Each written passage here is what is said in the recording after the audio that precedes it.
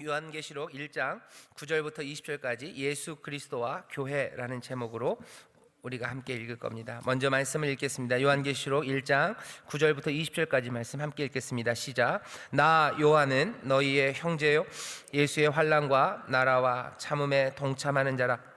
하나님의 말씀과 예수의 증거를 인하여 밤모라 하는 섬에 있었더니 주의 날에 내가 성령에 감동하여 내 뒤에서 나는 나팔 소리 같은 큰 음성을 들으니 가로되 너 보는 것을 책에 써서 에베소, 서머나, 버가모, 두아디라, 사레사데, 빌라델피아, 라오디게아 일곱 교회에 보내라 하시기로 몸을 돌이켜 나더러 말한 음성을 알아보려고 하여 돌이킬 때 일곱 금촛대를 보았는데 촛대 사이에 인자 같은 이가 발에 끌리는 옷을 입고 가슴에 금띠를 띠고 그 머리와 털의 희기가 흰 양털 같고 눈 같으며 그의 눈은 불꽃 같고 그의 발은 풀무에 단련한 빛난 주석 같고 그의 음성은 많은 물소리와 같으며 그 오른손에 일곱 별이 있고 그 입에서 좌우에 날선 검이 나오고 그 얼굴은 해가 힘있게 비추는 것 같더라.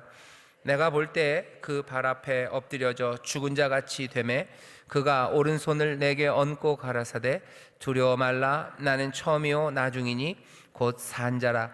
내가 전에 죽었었노라 볼지어다 이제 세세토록 살아있어 사망과 음부의 열쇠를 가졌노니 그러므로 네 본 것과 이제 있는 일과 장차 될 일들을 기록하라. 네 본 것은 내 오른손에 일곱 별의 비밀과 일곱 금촛대라. 일곱 별은 일곱 교회의 사자요 일곱 촛대는 일곱 교회니라. 아멘. 우리가 요한계시록을 이제 드디어 뭔가 읽기를 시작합니다. 지난주에 말씀드렸죠. 공부를 좀 해야 되고요, 상상력이 필요하다고 말씀을 드렸어요. 여기 보면 상상력을 자극합니다. 도대체 요한이 말하는 요한이 설명하는 이 모습이 도대체 어떤 모습일지 우리가 굉장히 궁금하고요, 상상하게 됩니다. 12절부터 보시면 몸을 돌이켜 나더러 말한 음성을 알아보려고 하여 돌이킬 때 일곱 금촛대를 보았는데 그건 좀 쉬워요. 일곱 금촛대가 있답니다. 그 촛대 사이를 다니시는 인자 같은 이가 입고 있는 옷이요 발에 끌리는 옷을 입었대요. 그리고 가슴에는 금띠를 띄었답니다. 그 금띠가 도대체 어떤 모양일지 상상이 잘 안 되죠. 발에 끌리는 옷을 입으셨다는데 얼마나 끌리는지, 그게 무슨 시폰 소재인지 아니면 비단 소재인지 알 수가 없어요. 하지만 끌리는 옷을 입고 가슴엔 금띠를 띄었어요. 머리와 털의 희기가 흰 양털 같으셔요. 머리카락이 하얗다네요. 우리가 그림에서 보면 항상 금발이셨는데 그 머리와 털의 희기가 흰 양털 같고 눈 같으며 그의 눈은 또 불꽃 같대요. 이게 눈동자가 빨간 색깔이라는 뜻일까? 그건 또 아닐 겁니다.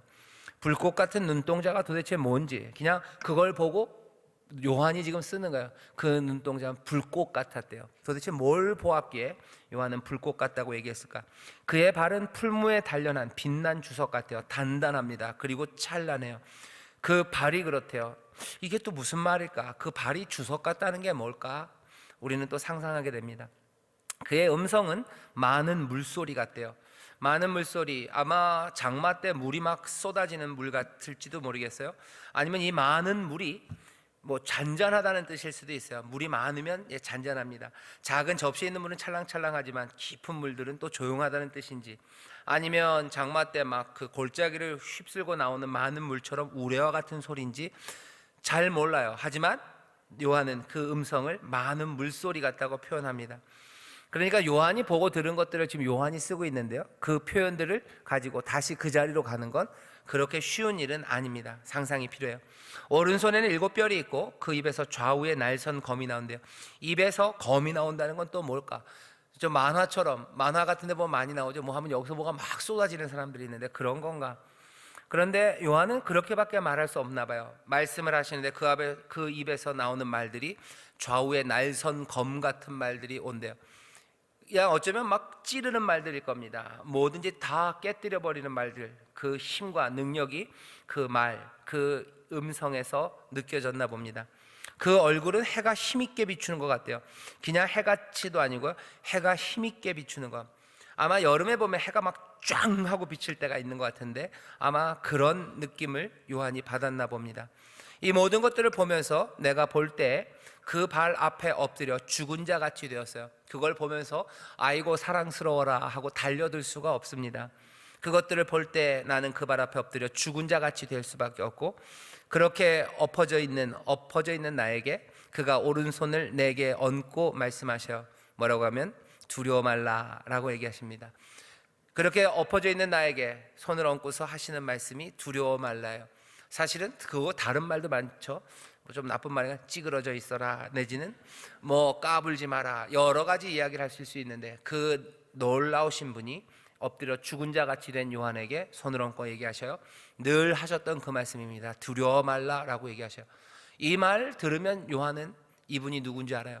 사실은 그 전에도 알아서 인자 같은 이라고 생각했는데 너무 달라요. 엎어질 수밖에 없어요. 손을 얹고 얘기하시는 말씀은 두려워 말랍니다. 이건 주님이 나에게 그리고 우리에게 하셨던 그 말씀이에요. 두려워 말라, 나는 처음이요 나중이니 곧 산자라. 내가 전에 죽었었노라. 자신이 누군지를 다시 한번 확인하십니다. 죽었다, 이제는 사신 분이에요. 볼지어다 이제 세세토록 살아있어. 전에 죽었다가 지금은 사셨죠. 그리고 앞으로도 세세토록 살아있어. 영원토록 살아 사망과 음부의 열쇠를 가졌어요. 그러므로 네 본 것과 그러므로 이제 네가 본 것, 이제 있는 일, 장차 될 일, 그것들 써라, 기록해라 명령이 임합니다. 네가 본 것, 내 오른손에 있는 7별의 비밀, 7금촛대, 그거 7별은 7교회의 사자, 그리고 7촛대는 7교회랍니다. 그러면서 하나씩 설명하며 얘기를 하십니다. 자, 오늘 요한계시록을 우리가 읽었고요. 여기 있는 음성 듣기, 경배하기, 경배하기는 넘어가시고 음성 듣기 몇 가지만 확인하겠습니다. 먼저 첫 번째 단락에 있는 한 11줄, 12줄이 됐는데요. 음성 듣기를 같이 읽겠습니다. 시작. 사도 요한은 편지를 받는 이들에게 자신은 형제이며 예수님의 환난, 예수님의 나라, 예수님의 참음에 동참하는 자임을 밝힙니다. 핍박과 압제 속에 있는 그리스도의 교회들에게 요한 자신도 험난한 상황 속에서 성령의 감동함으로 하나님의 계시를 받았다는 것을 확인시키기 위해서였을 것입니다. 나도 너희처럼 환난과 어려움을 겪었음을 말해줍니다. 아픈 사람이 아픈 사람에게 하는 위로가 힘이 있듯이 환난을 겪은 이가 전하는 격려가 마음에 박히는 이치입니다. 요한은 로마 제국의 유배지인 밤모섬에 갇혀 있을 때 성령으로 말미암아 나팔 소리와 같은 하나님의 음성을 듣고 본 것을 그분의 명령대로 7교회를 향한 하나님의 경고로 이루어진 편지를 써내려 갔습니다. 네, 거기까지요. 먼저 요한계시록을 우리가 읽으면서요, 요한이 9절에서 그러죠. 나 요한은 내가 누구냐면 난 너희 형제다. 나 예수의 환난과 그리고 또 그 나라 그 참음에 동참하는 자다 그래요. 나는 그 나라에 동참했고 동시에 그 나라에 동참했을 뿐만 아니라 예수의 환난에 동참하고 참음에 동참하는 사람이랍니다. 9절 처음이 굉장히 중요합니다. 나는 너희의 형제인데요, 나는 그 나라와 그리고 그 환난과 그 참음에 동참한답니다. 여기 아픈 사람이 아픈 사람이라고 써놨어요. 여러분들 그 첫 번째 단락 옆에다 그렇게 써시면 돼요. 첫 번째 중요한 건 아픈 사람이 아픈 사람에게 전하는 편지입니다. 요한도 이 편지를 받는 7교회와 그리고 그 당시에 있는 많은 교회들에 있었던 성도들처럼이에요. 요한도 그들처럼입니다. 예수님의 사랑하심을 받았던 사도였고요, 그리고 또 주의 일을 감당했던 사람 요한입니다. 하지만 그 요한도 그들처럼이에요.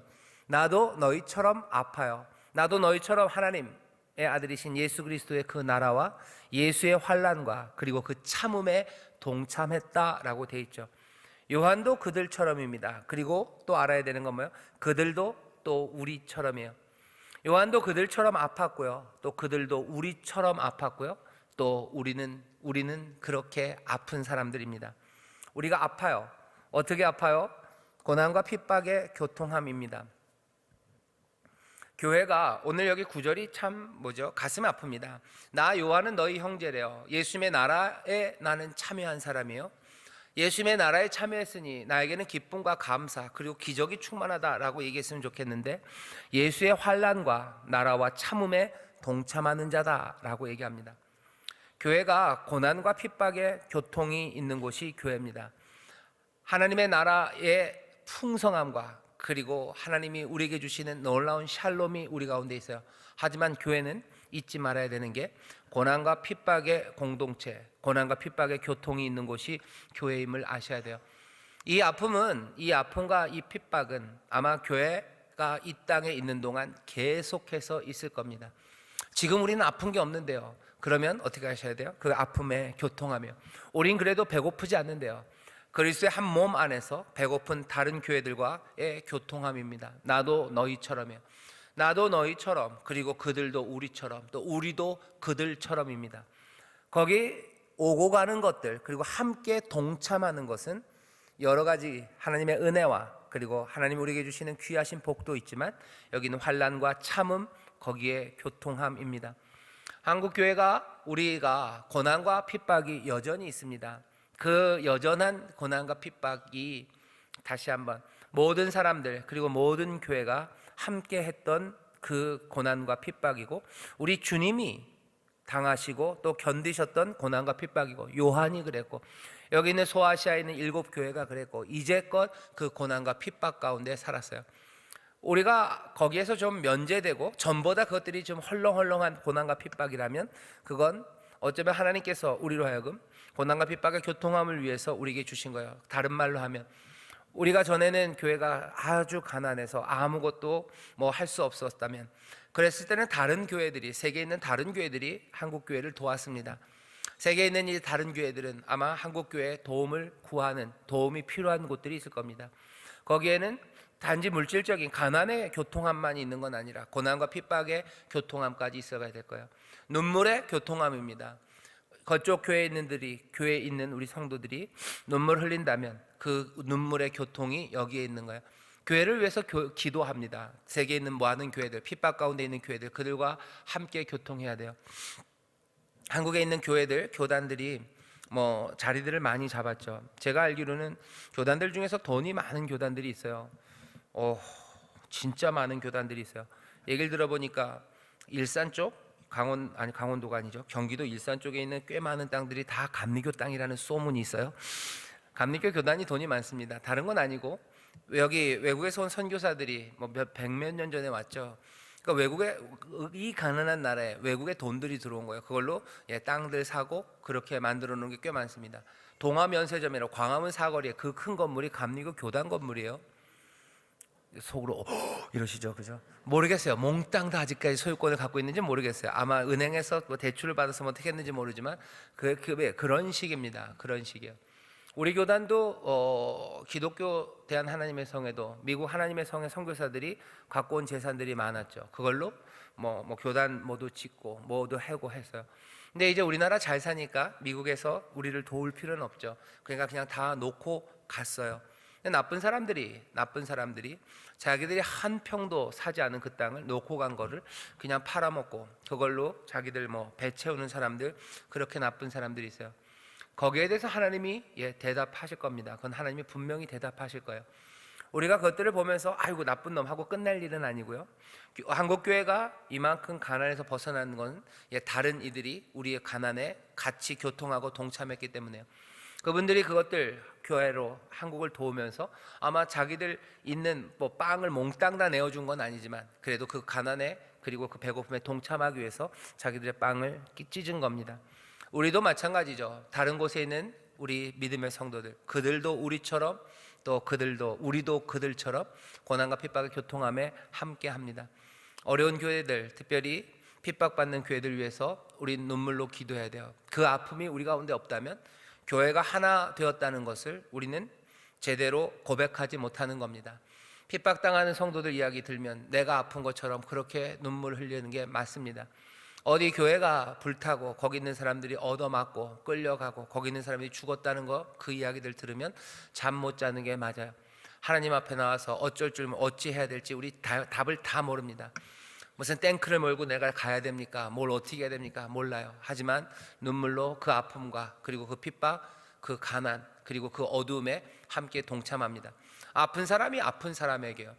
우리의 신앙을 여러분들 다시 한번 예수 그리스도를 믿는 믿음들, 그리고 하나님을 향한 소망들, 그리고 영원한 것들을 향한 꿈들, 세상이 말하는 것 말고 다른 방식으로 걸어가는 삶들, 그것들이 어떻게 이루어질까를 보면 하나 비어있는 동력 내지는 비어있는 바퀴는요, 다른 교회들과의 고난과 핍박의 교통함, 이것들을 잃어버리기 때문에 그래요. 다른 이들, 그리고 특별히 가난하고 힘들고 피해보고 박해받는 교회들, 그리고 그 교회들 향한 아픔의 교통이 있기 시작하면요, 우리의 신앙이 달라집니다. 그리고 세상을 살아가는 방식이 달라져요. 내 삶의 방자함 같은 거 달라져요. 세상의 유혹과 그리고 세상이 우리의 마음을 빼앗아가려는 그 이야기들에 그렇게 쉽게 넘어가지 않습니다. 바퀴는 제대로 달려져 있어야 돼요. 그래야 기울어지지 않죠. 하나하나 주님의 말씀대로 살아가기 위해서 오늘 여기 우리 구역원들과 꼭 얘기해 주시고요, 그리고 구역장님들 함께 알아주세요. 요한이 자기도 아팠다고 얘기해요. 그리고서는 우리 이 말씀을 모든 교회에게 들립니다. 그들도 우리처럼, 그리고 우리도 그들처럼 고난, 그리고 그 핍박의 교통함, 그것이 있어야 됩니다. 같이 아파하시고 기도하셔요. 그리고 내가 나눌 수 있는 것들을 나누셔요.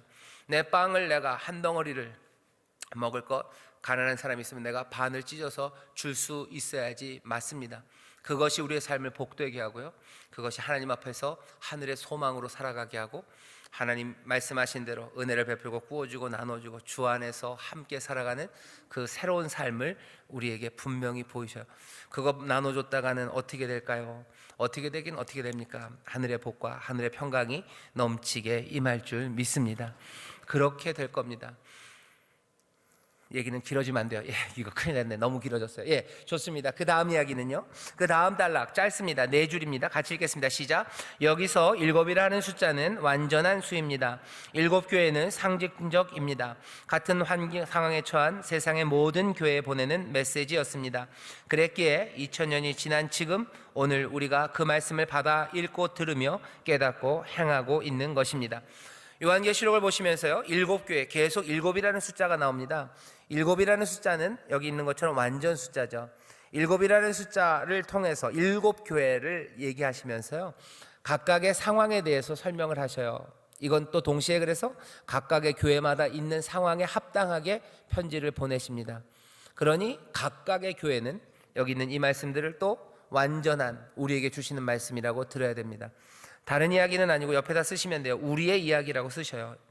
요한계시록에 나오는 이야기는 우리의 이야기입니다. 여기 있는 7교회의 이야기는 우리의 이야기입니다. 우리에게 보낸 편지입니다. 각각의 상황에 따라서 다 다르지만 그렇다고 이건 이것저것 니들 얘기다라고 떨어뜨려 보낼 거 아니라 여기 7개의 교회에 보낸 편지 중에서 우리의 이야기를 보셔야 돼요. 그리고 우리에게 보낸 편지, 그것이 가르치고 그리고 경고하는 내용에 귀를 기울여야 됩니다. 교회는 예수님의 이야기에 귀를 기울여야 되고, 귀를 기울여야 되는 그 내용이 뭐예요? 여기 요한계시록에 있다는 거예요. 그러니까 어떻게 하라고요? 주님이 우리 교회에 뭐라고 얘기하실까 늘 궁금하셨다면 이제 답을 찾을 수 있습니다. 여기 7교회에 보낸 편지예요. 뿐만 아니라 요한계시록 끝까지가 몽땅 다 우리에게 보내신 편지입니다. 늘 묻죠. 각각 성도들이 묻고 교회가 물어요. 교회는 늘 물어요. 주님한테, 주님 우리에게 말씀해달라고 물어요. 물으면 예수님께서는 얘기하시는 거예요. 여기 그 7교회에 주신 것처럼 7 금초대 사이를 7 별을 들고 다니시는 그분이 교회에 주시는 말씀이 여기에 있어요. 우리는 모두가 다 함께 이 말씀을 들어야 됩니다. 우리에게 주신 거예요. 예수님이 우리에게 편지를 보내면 얼마나 즐겁겠습니까? 오늘 우리가 그 말씀, 그 메일 앞에 와 있어요.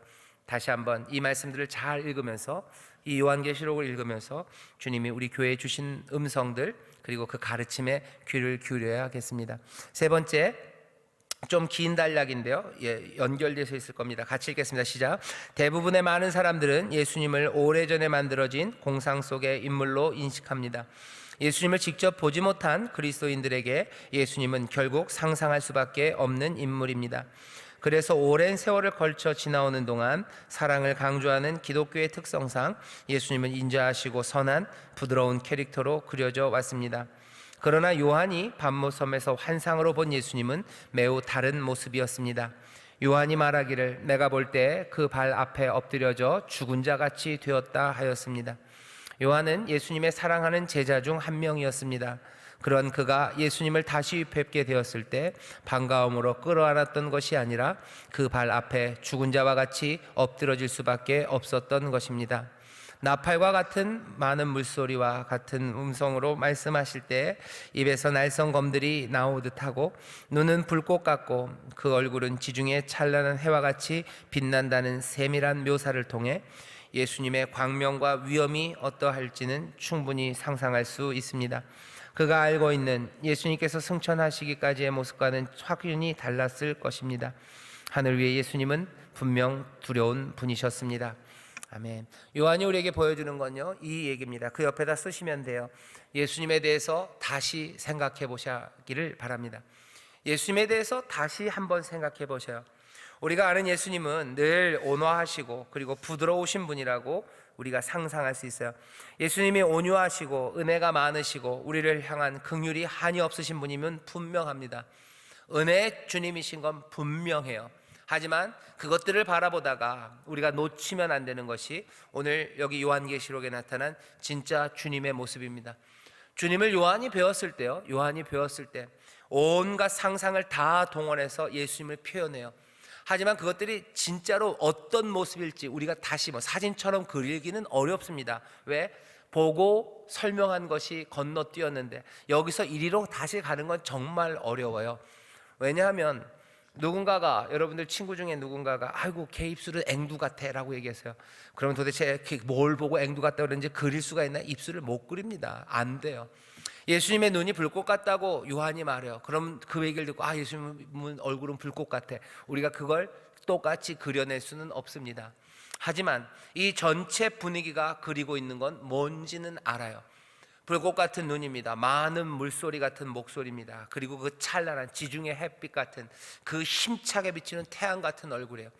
요한이 지금 얘기하고 싶은 것, 그리고 자기의 행동이 보여주는 것, 그 놀라운 광채와 그 위엄 앞에 나는 떨리고 내가 그분이 누군지는 알 것 같아요. 어렴풋이 알겠어요. 그분이 말하죠. 두려워 말라고 말씀하시고 내가 죽었다가 이제는 살았다고 하시는 말씀, 인자 같은 이인 건 알겠어요. 하지만 나는 그분 앞에 무릎을 꿇을 수밖에 없어요. 전에처럼 그 품에 안길 수 없습니다. 내가 감히 뭐라고 말할 수도 없습니다. 요한이 지금 다시 우리에게 보여주는 건 뭐예요? 위엄과 영광의 예수님입니다. 예수님에 대한 상상들이 많은데요, 예수님의 위엄과 그 영광에 대해서 다시 한번 생각하셔야 돼요. 은혜로우신 분입니다. 하지만 그분은 범접할 수 없는 영광과 그 위엄으로 지금 다스리시는 분이에요. 우리가 사랑하죠. 사랑한다고 고백할 수 있습니다. 하지만 그건 어쩔 수 없이 떨리는 고백일 수밖에 없어요. 그 빛된 주님 앞에서, 그 위엄과 영광으로 가득한 이 앞에서, 입을 열면 좌우에 날성검 같은 말씀이 쏟아지는 그분 앞에서 철장을 들고 세상의 모든 권세를 다 무너뜨리는 그 능력이, 보기만 해도 그 능력이 보이는 거예요. 그냥 말 한마디만 떨어져도요, 그 앞에서 모든 것들이 다 무너지고 다 드러날 것 같은 그 위엄과 영광, 그 능력의 주님을 지금 요한은 보고 있는 거죠. 그 예수님을 보니 당연히 두려움과 경외함으로 엎드릴 수밖에 없습니다. 예수님에 대해서 한번 다시 생각하셔요. 특별히 여러분들 잘 생각해 보시죠. 우리가 지금 이 편지가 고난과 역경 가운데 있는 교회에게 주시는 말씀이에요.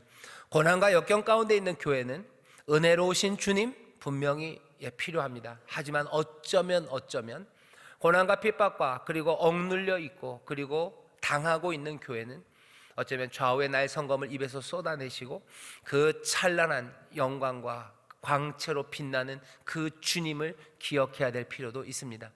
다시, 내가 힘들고 어려울 때 여러분들은 누가 내 주님이었으면 좋겠어요? 그런 생각 많이 하죠. 힘들고 어려울 때 나를 위로해 주는 이가 있었으면 좋겠어요. 나를 싸매 주시고 나를 다독여 주시는 분이 있었으면 좋겠어요. 예, 좋습니다. 분명히 필요합니다. 하지만 사실은 정말은 또 누가 필요해요? 이 모든 어려움과 역경들 그리고 이 문제들 단박에 해결하실 그 능력의 주님이 필요해요. 요한이 지금 얘기하는 건요, 너희들 예수님이 이런 줄 몰랐지 그리고 약 올리는 거 아니에요. 우리가 지금 봐야 될 주님이 누군지를 다시 한번 얘기합니다. 위로의 주님, 우리를 치료하시고 일으켜 세우시고 함께 하시는 주님뿐만이 아니라 여기 이 영광과 위엄의 주님이 우리와 함께 하셔요. 영광과 위엄의 주님 앞에 우리가 대할 태도는 요한이 하는 이 일밖에 없습니다. 그 발 앞에 엎드려 죽은 자같이 될 수밖에 없어요. 죽은 자처럼 그 앞에 엎드립니다. 그 능력의 주님, 그 귀하신 주님을 다시 한번 생각하시기를 주의 이름으로 축원합니다. 고난의 시간에 바라볼 주님이요. 어쩌면 두 그림입니다. 고난의 시간에 위로하시는 주님이 필요해요. 고난의 시간에 승리하시는 주님이 필요합니다. 요한계시록은 우리에게 분명하죠. 교회야 바라는 거죠. 교회들아, 교회들아. 고난과 그리고 역경에 동참하고 있는 이 사람들아 봐라. 주께서 너희를 위로하시고 또 주께서 승리하신다라고 말씀하시는 거예요.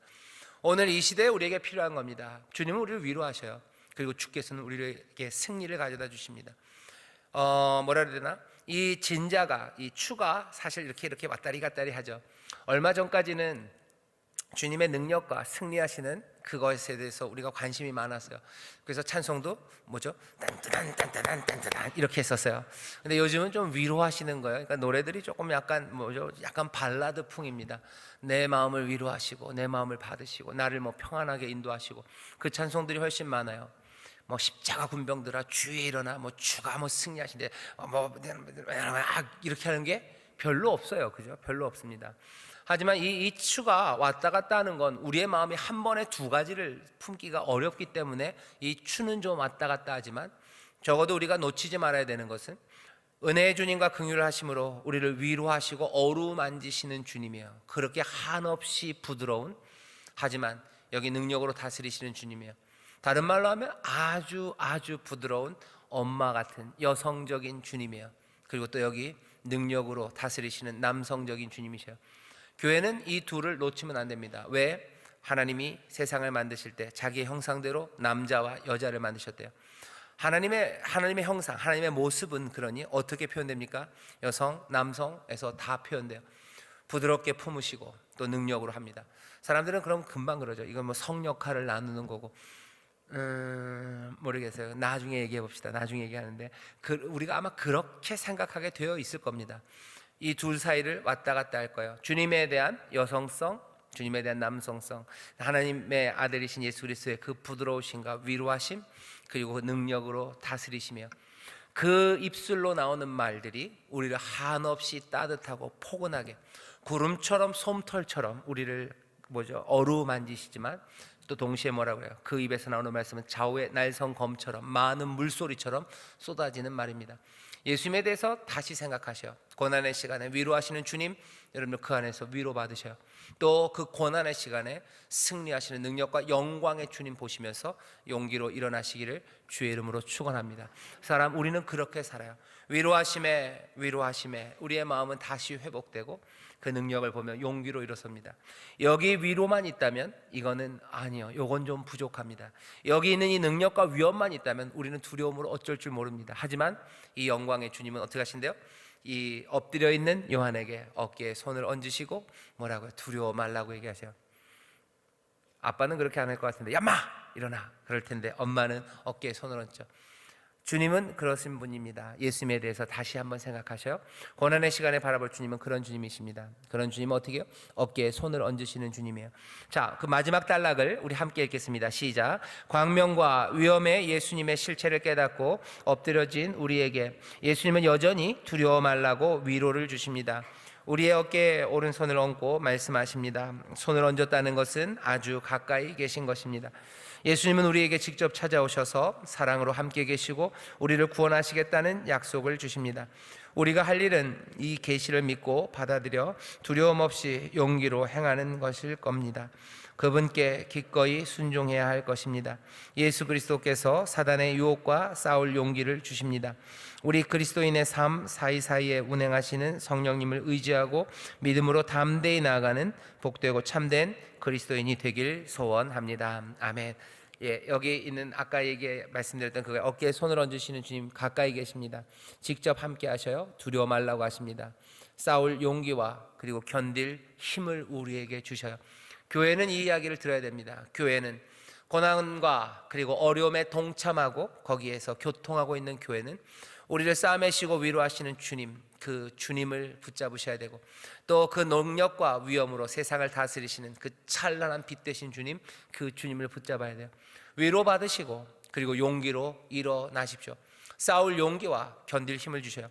그러니 9절에 요한이 했던 말을 한번 다시 들어보시죠. 나 요한은 너희 형제요 예수의 환난과 나라와 참음에 동참하는 자라. 이렇게 돼 있어요. 그 나라에 동참합니다. 그 참음에 동참합니다. 그 환난에 동참해요. 싸울 용기와 결린 힘으로 일어설 수 있는 교회들은 모두가 다 그렇게 영광의 주님이 우리 어깨에 손을 얹으시며 함께 하시며 두려워 말라고 말하시는 그런 놀라운 능력과 은혜의 주님이심을 믿는 교회들인 줄 믿습니다. 마지막 결론은 이런 거죠.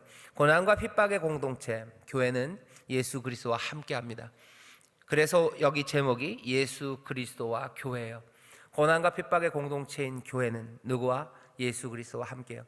예수 그리스도는 위로의 주님이실 뿐만 아니라 능력의 주님이십니다. 그러니 어떻게 하셔요? 이렇게 하셔요. 용기 내십시오. 용기를 내셔요. 고난과 핍박의 공동체 교회야, 용기를 내라. 두려워 말아라. 용기 내셔요.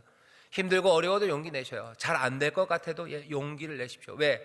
두려워 말라고 말씀하시면 함께 계시는 그 주님, 능력과 영광과 위엄으로 가득 찬 주님이에요.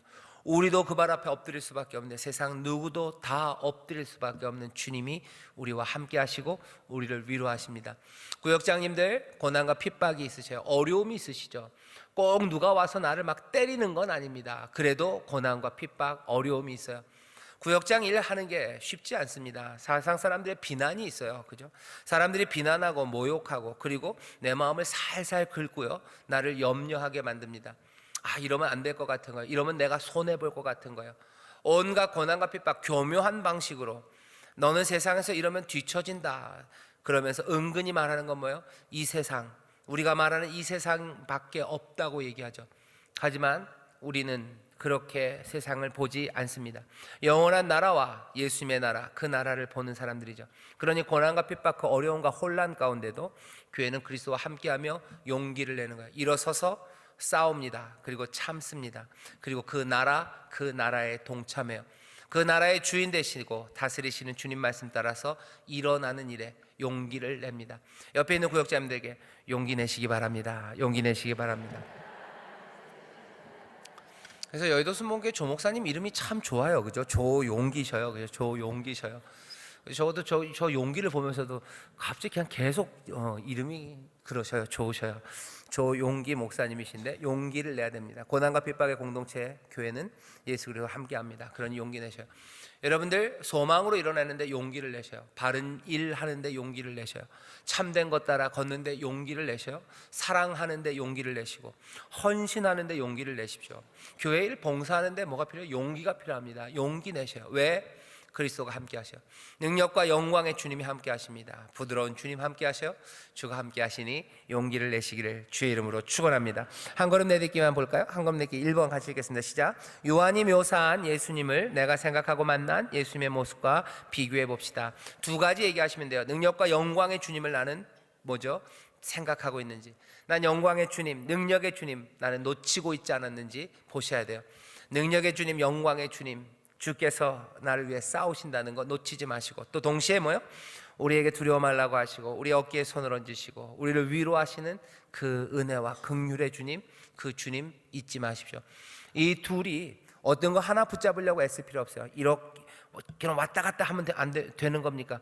왔다 갔다 해도 괜찮습니다. 어쩌면 한 번에 단번에 그것들을 통합하기는 아마 우리의 머리는 어려워요. 사람이 좀 그렇습니다. 사람이 그래요. 한 번에 둘을 생각한다는 건 거의 불가능합니다.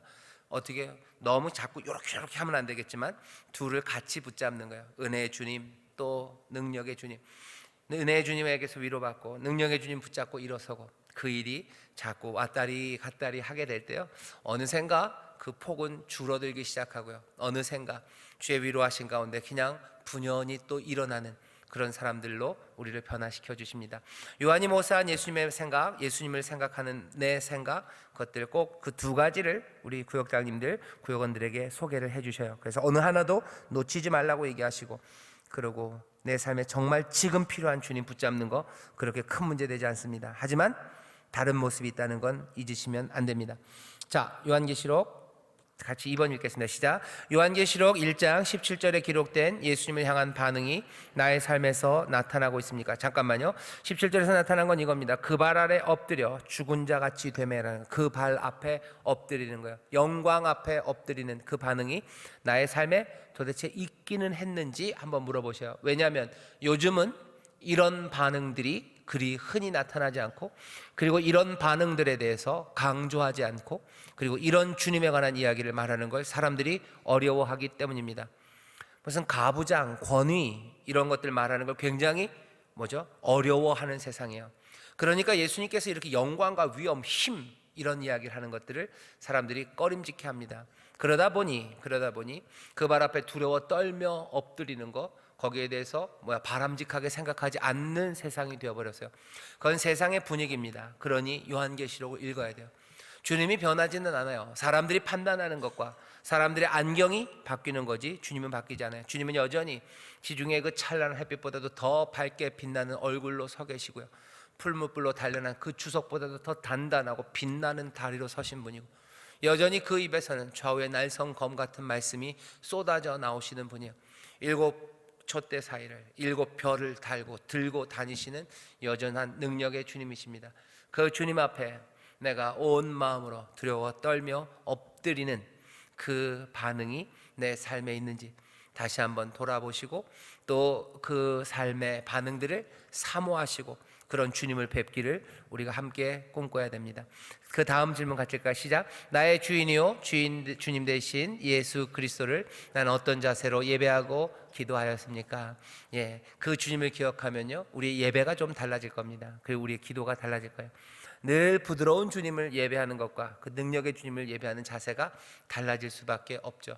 어떤 때는 기도가 좀 달라질 겁니다. 때로는 그 온유하고 자비로우신 분 앞에 우리의 사정을 시시콜콜 아뢰을 수도 있어요.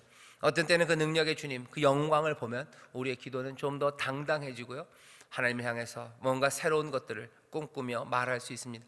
우리의 기도가, 예수님에 대한 태도가 이렇게 추처럼 왔다 갔다 하는 것처럼 우리의 기도가 어떤 때는 눈물이 가득해서 어머니 앞에 얘기하는 것 같고, 어떤 때는 또 아버지 앞에, 능력의 아버지 앞에 말하는 것처럼 그렇게 달라져요. 우리가 정신분열증을 가진 게 아닙니다. 왜 기도가 이렇다 저렇다 하는 거 아니에요. 주님은 그 모습으로 서 계시고요, 우리는 그 모습의 주님을 사랑합니다. 그러니 우리의 기도가 때로는 눈물로, 또 때로는 하나님 그 주님의 놀라우신 능력 앞에서 당당함과 담대함으로 선포합니다. 그러니 때로는 온 마음을 다해 눈물로 찬송하고, 또 어떤 때는 하나님을 향한 열정과 그리고 뜨거운 기대로 힘차게 노래할 수 있습니다. 우리가 예배가, 그리고 우리의 기도가 그렇게 될 수 있다는 거 얘기해 주셔요. 어떤 거 하나? 그러면 우리는 이번 주는 어떻게 예배합니까? 알려드릴게요. 성령이 우리를 인도하실 거예요. 우리에게 필요한 곳으로 우리를 인도하실 겁니다. 위로가 필요할 때 우리에게를 위로로, 우리가 다시 한번 용기로 일어서야 되고 힘차게 일어서야 될 때 그리로 인도하실 거예요. 진짜 성령이 인도하십니까? 믿으시기를 주의 이름으로 축원합니다. 성령이 우리를 그렇게 인도하셔요. 그럼 우리 몽땅이 그렇게 가는 겁니까? 알려드릴게요. 그렇지는 않을 수 있습니다. 전체 분위기는 뭔가 힘차게 나가지만 하나님께서, 또 성령님께서 우리의 영혼의 위로가 필요하다면 모두가 다 그렇게 예배하고 있는 그 분위기 가운데도 또 우리의 마음을 위로하시고 만지시는 그 놀라운 역사, 성령의 인도하심이 있어요. 어떻게 그렇게 됩니까? 사람은 그렇게 못합니다. 하지만 하나님의 신은 그렇게 하시는 거예요. 모두가 다 누구지? 퀸 노래를 락혀 그러면서 막 아주 락이 막 빵빵하고 있는 데서는 아무도 거기서 부드러운 정서로 위로받기 어려워요. 하지만 하나님이 예배하는 그 자리에선 다릅니다. 모두가 다 힘차게 찬양한 자리에서도 세상에 무엇보다도 부드러우신 손길이 우리를 어루만지실 수 있고, 무엇보다도 부드러운 손길에 어루만져서 모두가 다 하나님 앞에 감사와 또 감격의 눈물을 흘리는 그 시간에도 성령께서 우리의 마음을 치셔서요, 세상 무엇도 두려워하지 않는 반석 같은 믿음으로 일어서게 하시는 거 누가 하시는 거예요? 성령님 하시는 거예요. 성령님이 예배를 인도하실 겁니다. 성령님이 내 영혼을 인도하실 거예요. 이거 어떻게 그래요? 성령님은 하십니다. 사람이 할 수 없어요. 하지만 성령님이 하셔요. 염려하지 마시고 성령님 의지하며 예배하셔요. 마음을 다하고 정성을 다하고 힘을 다하고 그 마음으로 사모하는 마음으로 나올 때 성령이 우리의 예배를 인도하시니 너무 두려워하지 마십시오. 그러니 예배하는 자들은 기대하며 나오는 거예요. 예배하는 자는 신령과 진정으로 진리 안에서 그 영 안에서 예배합니다. 그렇게 하나님께서 예배하고 기도할 때마다 성령님 우리와 함께 하셔서 크신 은혜 가운데로 인도하실 줄 믿습니다. 교회는 그 주님 예수 그리스도와 함께 합니다. 기도하겠습니다. 하나님 감사합니다. 고난과 어려움이 있는 성도들입니다. 고난과 어려움 가운데 또 함께 교통하는 교회들입니다. 하나님 기도하오니 이 모든 교회들이 그리스도의 사람들이 예수 그리스도 그 놀라운 영광과 능력의 주님 또 여전히 두려워 말라 말씀하시는 은혜의 주님을 붙잡게 하여 주옵소서. 그 은혜의 주님 능력의 주님 우리와 함께 하시오니 고난과 역경 가운데도 아버지 하나님 핍박과 어려움 가운데도 용기를 잃지 않는 교인들 되게 하여 주옵소서. 주의 일을 행하는데 용기가 필요합니다. 아버지 말씀 따라 걷는데 용기가 필요합니다. 주님 바라보며 모든 어려운 이들은 용기를 얻게 하여 주옵소서. 감사드리며 예수님 이름으로 기도하옵나이다. 아멘.